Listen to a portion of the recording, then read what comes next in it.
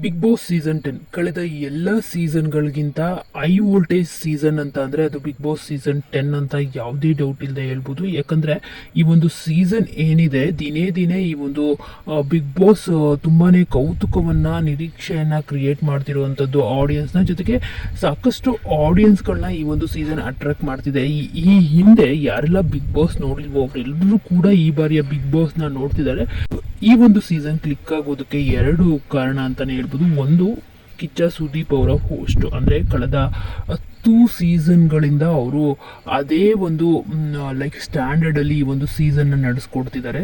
ಇನ್ನೊಂದು, ಈ ಬಾರಿಯ ಬಿಗ್ ಬಾಸ್ ಸೀಸನ್ ಕಂಟೆಸ್ಟೆಂಟು ಇವರಲ್ಲಿ ಕಳೆದ ಸೀಸನಲ್ಲಿ ಅಫ್ಕೋರ್ಸ್ ಎಲ್ಲರೂ ಕೂಡ ಚೆನ್ನಾಗಿ ಆಟವನ್ನು ಆಡಿದ್ರು. ಆದರೆ ಈ ಒಂದು ಸೀಸನಲ್ಲಿ ಸಾಕಷ್ಟು ಜನಕ್ಕೆ, ಸಾಕಷ್ಟು ಕಂಟೆಸ್ಟೆಂಟ್ಗಳಿಗೆ ನಾನು ಈ ಸೀಸನ್ನ ವಿನ್ನರ್ ಆಗಬೇಕು ಅನ್ನೋ ಒಂದು ಛಲ ಹಠ ಇದೆ. ಹೀಗಾಗಿ ಎಲ್ಲರೂ ಕೂಡ ತಮ್ಮ ತಮ್ಮ ಸ್ಟ್ರಾಟಜಿಯನ್ನು ಮಾಡಿಕೊಂಡು ತಮ್ಮ ತಮ್ಮ ಗೇಮ್ನ ಆಡ್ತಿದ್ದಾರೆ.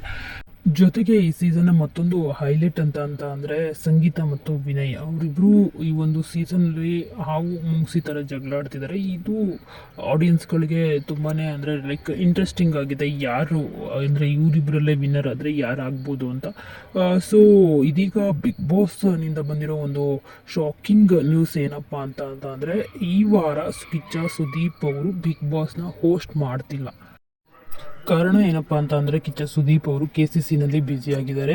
KCC ಕಪ್ಪು ಆಯೋಜನೆ ಏನಿದೆ ಅದರ ನೇತೃತ್ವವನ್ನು ಕಿಚ್ಚ ಸುದೀಪ್ ಅವರೇ ವಹಿಸ್ಕೊಂಡಿರೋ ಕಾರಣ ಇಡೀ ಅಂದರೆ 23, 24, 25 ಇದೇ ತಿಂಗಳು KCC ಮ್ಯಾಚ್ ನಡೀತಿದೆ. ಹೀಗಾಗಿ ಅವರು ಅದರಲ್ಲಿ ಬ್ಯುಸಿಯಾಗಿರೋ ಕಾರಣ ಈ ವೀಕೆಂಡ್ ಶೋನಲ್ಲಿ ಕಿಚ್ಚ ಸುದೀಪ್ ಅವರು ಕಾಣಿಸ್ಕೊಳ್ತಾ ಇಲ್ಲ.